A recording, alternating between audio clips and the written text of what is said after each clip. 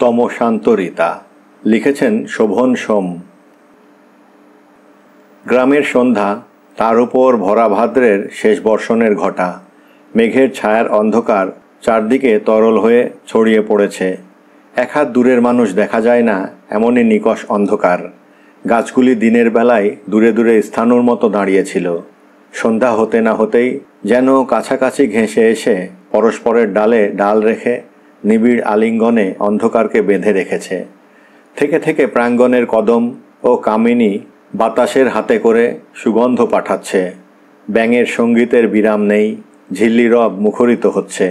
রাত্রিবেলা শব্দগুলো যেন দ্বিগুণ শক্তি লাভ করে। সামান্য আওয়াজ, মর্মর ঘর্ষণ, ধ্বনি কান এড়ায় না।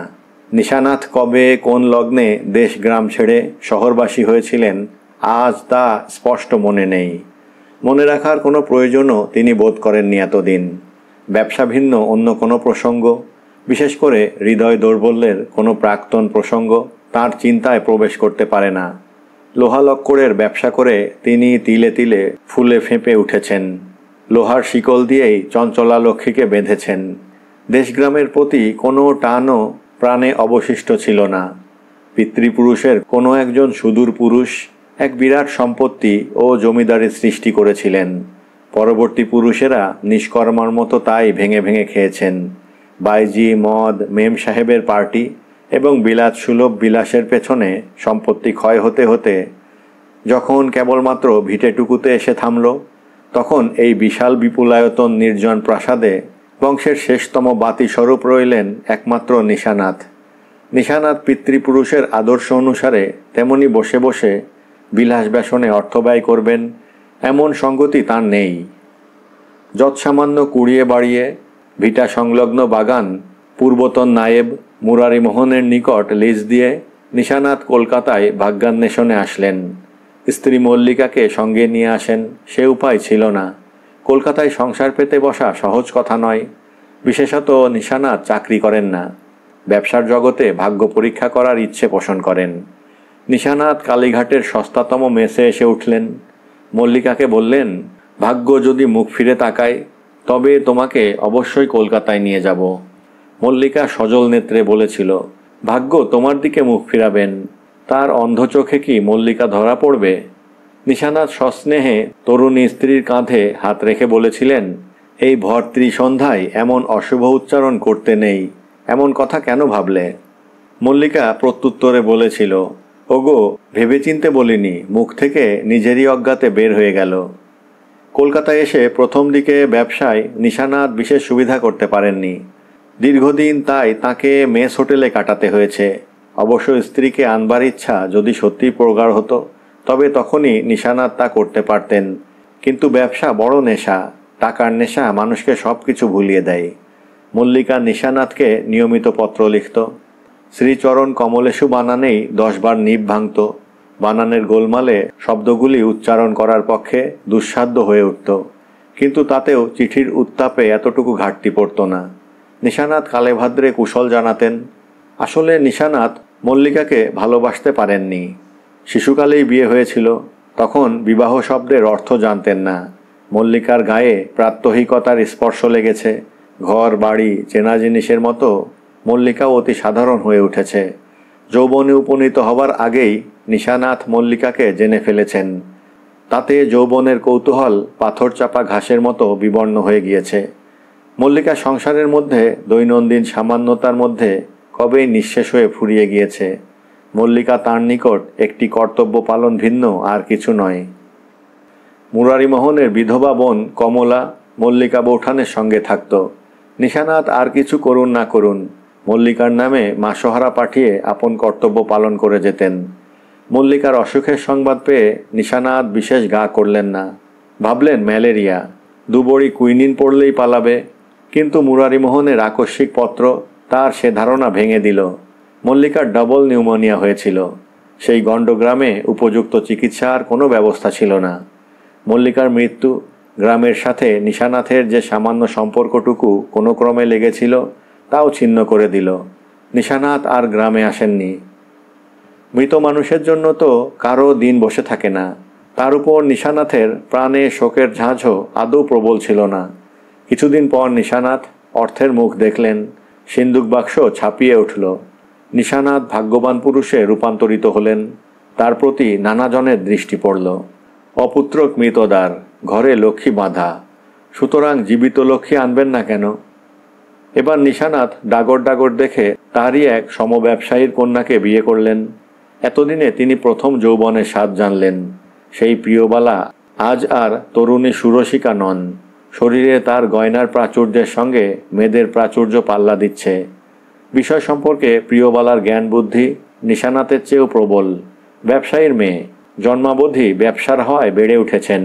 নিশানাথ তার পরামর্শ উপেক্ষা করতে পারেন না। দ্বিতীয় পক্ষ বলে তার প্রতি নিশানাথ অধিকতর মনোযোগী। মল্লিকা ছিল নিরীহ, শান্ত, মুখ ফুটে প্রাণের কথা বলতে পারত না। সংসারের আবশ্যিক কর্মের গণ্ডিটুকু পার হয়ে স্বামীর উপর আপন অধিকারের হাত বিস্তার করতে পারত না। নিশানাথও তাকে সেই অধিকার নিজ থেকে দেননি। সে যেন বিশাল বৃক্ষের সবুজ অন্ধকারের একান্তে অনাদৃত সাধারণ ফুলের মতো ফুটেছিল। কোনো পুজো লাগেনি। একদিন একে একে পাপড়ি খসে নিঃশেষ হয়ে গেল। দেবার মতো গন্ধও তার ছিল না। সরকার মাইল 3 ভেতর একটি স্থান স্টিল প্ল্যান্টের জন্য মনোনয়ন করেছেন। তার চারদিকে গড়ে উঠবে নবীনা নগরী। নিশানাথের গ্রামও যুগ যুগান্তরের অন্ধকার থেকে সভ্যতার প্রখর আলোকে জেগে উঠবে। যে গ্রামকে তিনি এতকাল অবহেলা করেছেন, সে গ্রামের কপালে এমন বিধিলিপি লিখিত ছিল কে জানত? জানলে তিনি প্রাচীন জমিদারি আওতার সমস্ত জমি কিনে নিয়ে পিতৃপুরুষের পাপ স্খলন করতেন। প্রিয়বালাই উদ্যোগী হয়ে তাকে পাঠিয়েছেন। জ্যেষ্ঠপুত্র প্রাপ্তবয়স্ক পিতার অনুপস্থিতিতে ব্যবসা চালাবার ক্ষমতা রাখে। তার উপর সমস্ত ভার অর্পণ করে নিশানাথ গ্রামে আসলেন। উদ্দেশ্য পৈতৃক ভিটা রক্ষণাবেক্ষণের ব্যবস্থা করা এবং যতখানি সম্ভব জমি কেনা। বাপের আমলেও প্রথম দিকে নায়েব ছিলেন, যদিও তখন জমিদারি বলতে কিছু ছিল না, অথচ ঠাট পুরা মাত্রায় ছিল। নায়েব মুরারিমোহন এখন বৃদ্ধ হয়েছেন। তিনি নিশানাথের নিকট থেকে বাড়ির বাগানটি দীর্ঘমেয়াদে লিজ নিয়েছিলেন। বাগানের খাতিরে এতকাল ধরে তাকে নিশানাথের পরিত্যক্ত বিশাল বাড়ির রক্ষণাবেক্ষণ করতে হয়েছে। কেননা বাড়িটি সাপখোপের আড্ডা হলে তা বাগানের পক্ষেও বিপজ্জনক। নিশানাথের চিঠি পেয়ে তিনি নিচতলার একটি সামনের ঘর পরিষ্কার করে গুছিয়ে বাসোপযোগী করে রাখলেন। কলকাতা থেকে বর্ধমানের এই গণ্ডগ্রামে পৌঁছানো সহজ কথা না। পথ যদিও বেশি না, কিন্তু যাত্রা দুর্গম। অবশেষে বিকাল 4টা নাগাদ গ্রামে এসে পৌঁছানো গেল। ভাদ্র মাস, শরৎকাল, কিন্তু আকাশের মতিগতি বিশেষ সুবিধার না। মেঘের ভারে পৃথিবীর উপর উপুড় হয়ে পড়তে চায়। বৃষ্টি নামল। মুরারিমোহন বললেন, এই বাড়িতে রাত্রি যাপন না করে ছোট কর্তা কি আমার ওখানে থাকলে ভালো করতেন না? হাজার হোক, এককালে তো নায়েব ছিলেন। তার বাড়িতে নিজের ভিটা থাকতে রাত্রি যাপন করা নিশানাথের মর্যাদার পক্ষে হানিকর। মনে মনে তিনি কিঞ্চিত বিরক্ত হলেন। বললেন, না কাকা, না। অতঃপর তিনি বৈষয়িক কথা পাড়লেন, জমিজমা সম্পর্কে জানতে চাইলেন। মুরারিমোহন বললেন, গ্রামের লোকও সম্প্রতি শেয়ানা হয়ে উঠেছে। হাওয়ার গতি তারা বুঝতে পারে। জমির দাম 1 লাফে 10 গুণ বেড়ে গিয়েছে। আরও যে না বাড়বে সে কথা বলা যায় না। জমি নিয়ে রীতিমতো ফটকাবাজি চলছে। নিশানাথ হেসে বললেন, বটে বটে, সাপের 5 পা দেখিয়েছে। কত টাকা চাই? জমি কিনবো বলে এসেছি, খালি হাতে ফিরে যাব না। মুরারিমোহন বললেন, নিশ্চয়ই, খালি হাতে ফিরবেন না। নিশানাথ ভনিতা না করে এবার বললেন, আপনি আমার বাগানটা ঘড়িতে পারেন না? বাগানের পেছনে 3 বিঘা জমি অনর্থক নষ্ট হচ্ছে। মুরারিমোহন বলে উঠলেন, সে কি ছোট কর্তা? ইজারা চুক্তির মেয়াদ তো এখনো শেষ হয়নি। নিশানাথ বললেন, মনে করেন আমি যদি কিনে নিই? মুরারিমোহন, আমি তো একদিন টাকা দিয়ে ইজারা নিয়েছিলাম। অমন কথা বলবেন না। নিশানাথ তাদের এককালের অধস্তন কর্মীর স্পর্ধা দেখে চটলেন, কিন্তু কিছু বলতে পারলেন না। কোনো আইনের ফাঁদে তাকে ফেলবারও অবকাশ নেই। মুরারিমোহনের বাসা থেকে খাবার আসলো। উঠবার আগে মুরারিমোহন বললেন, জমিজমার কথা কাল সবিস্তারে হবে। ছোট কর্তা এখন বিশ্রাম গ্রহণ করুন। পথের ধকল তো কম হয়নি। তবে বলছিলাম কি ছোট কর্তা, বোধ হয় আমার ওখানেই রাত্রি যাপন করলে ভালো করতেন। উষ্মা মিশ্রিত স্বরে বলে উঠলেন, বারবার ঘুরিয়ে ফিরিয়ে একই কথা বলছেন কেন? মুরারিমোহন বললেন, তবে আপনাকে বলেই ফেলি। নিশানাথ বললেন, হ্যাঁ তাই বলুন।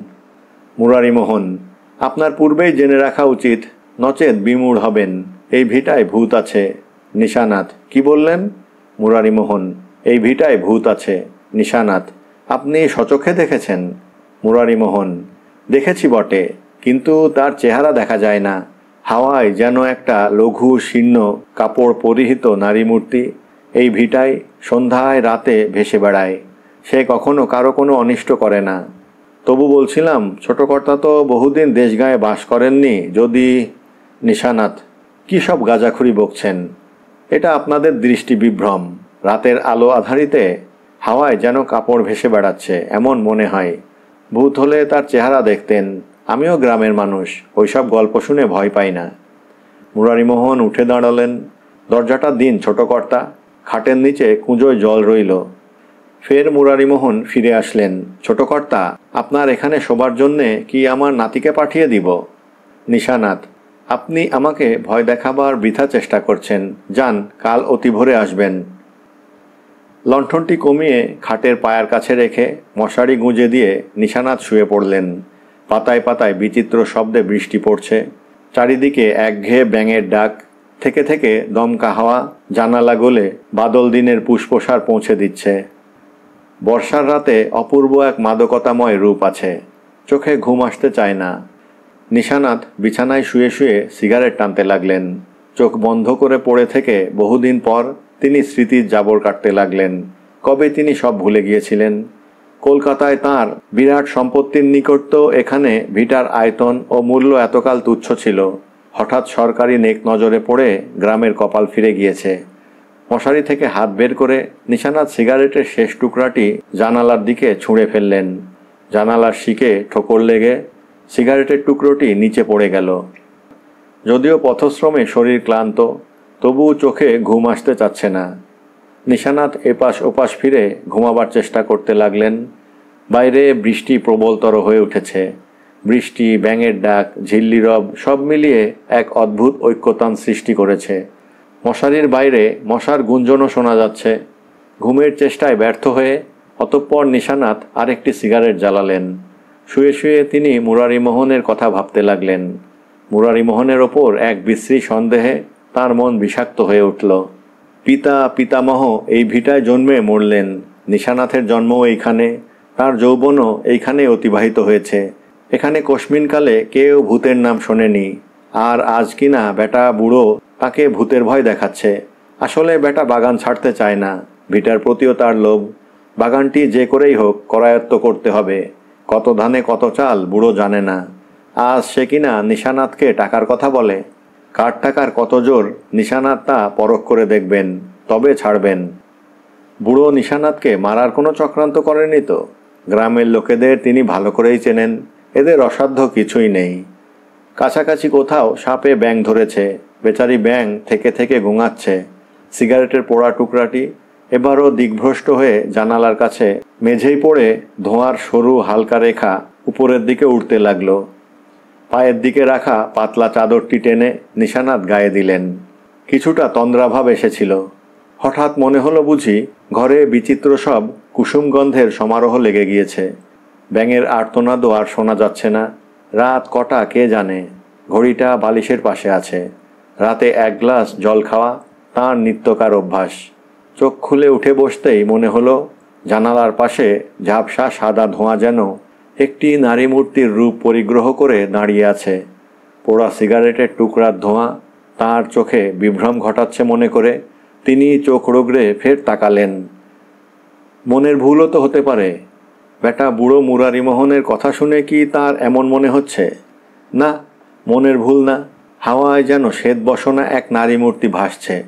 মুখ হাত পা কিছুই দেখা যাচ্ছে না, অথচ যেন বস্ত্র পরিহিতা নারী মূর্তি। মূর্তিটি এবার যেন নড়ে উঠল। বুড়ো মুরারিমোহনের কারসাজি নয় তো? নিশানাথ বলে উঠলেন, কে কে ওখানে? মূর্তিটি ঈষৎ চঞ্চল হয়ে উঠল। বলল, আমি। চিনতে পারছো না? শুকনো পাতার উপর দিয়ে বয়ে যাওয়া হাওয়ার মতো খসখসে দুরাগত অপার্থিব সেই স্বর। নিশানাথের গলা শুকিয়ে আসলো। তিনি কোনো ক্রমে পুনরায় প্রশ্ন করলেন, কে তুমি? মূর্তিটি সামনের দিকে এগিয়ে আসতে আসতে বলল, ওগো আমি, ভুলে গেলে? সেই স্বর শুনে নিশানাথের সর্বাঙ্গ রোমাঞ্চিত হয়ে উঠল। শুয়ে পড়ে আপাদমস্তক চাদরে ঢাকা দিলেন।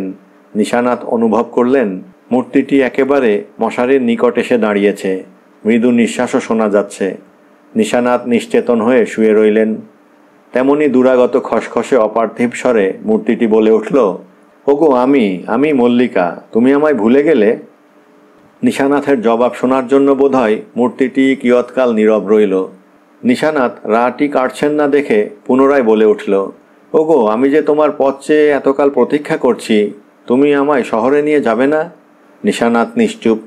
মূর্তি, ওগো একবার চোখ মেলে দেখো, আমি মল্লিকা, তোমার বউ। আমি জানতাম তুমি আসবে। এতকাল পর তুমি আসলে। এতকাল পর আমার যাবার সময় হলো। নিশানাথ নিরুত্তর। মূর্তি, কেন কথা বলছো না? ওগো চোখ মেলে তাকাও। মূর্তিটি নীরব হয়ে কিছুক্ষণ দাঁড়িয়ে রইল। নিশানাথ চাদরের নিচে ভয়ে কাঁপতে লাগলেন। তার শরীর দিয়ে দরদর করে ঘাম বের হতে লাগলো। অধৈর্য হয়ে মূর্তিটি মশারি তুলে ধরল।